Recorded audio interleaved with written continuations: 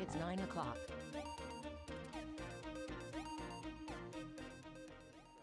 I go to Freedom High School. This is the story of why I am me. Everything starts with the beginning.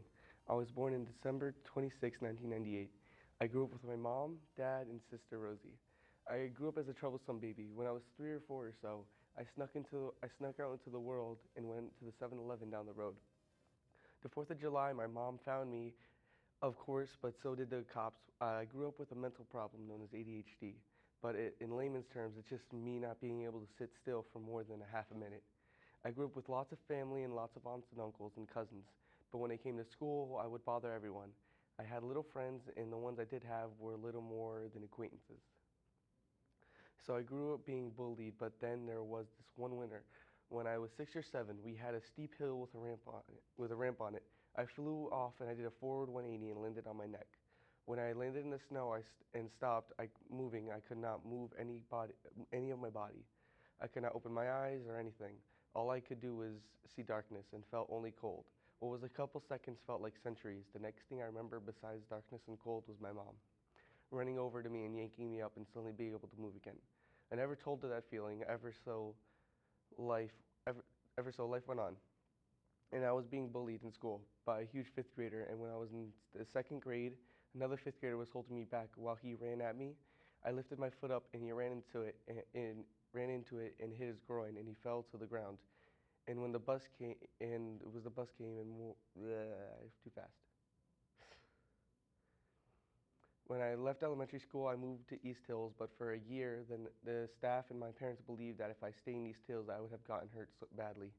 So they sent me to Easton for a year, and then they moved me up a grade, and they put me with other students that had their own problems. That year, I broke my leg, and if it was worse, I would have had the rest of my bones and my leg broken. But I didn't. So they sent me to Nichmond, and I was with more kids that had their own problems. I then moved on to Freedom, and I had fun. I reconnected with friends, but my oldest friend was mad at me, and we fought for a while. Then when the year ended, I met a girl, and I went to her house over the summer. I learned a lot about her, ended up being boyfriend and girlfriend. And over time, it was fun, but then the day we dreaded had come. She had moved to Philly, and I could never see her again. We still talked, and then her birthday came. We got into a fight, and then she tried to kill herself.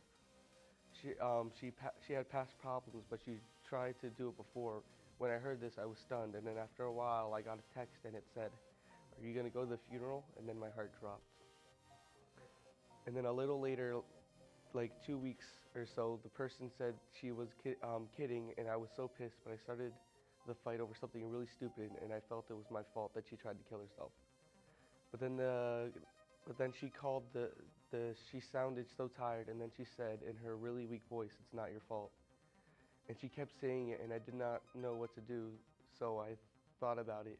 She is in Philly, we're never gonna see each other again. So I took a deep breath and said goodbye. And that was it. Life went on, and I'm back in school.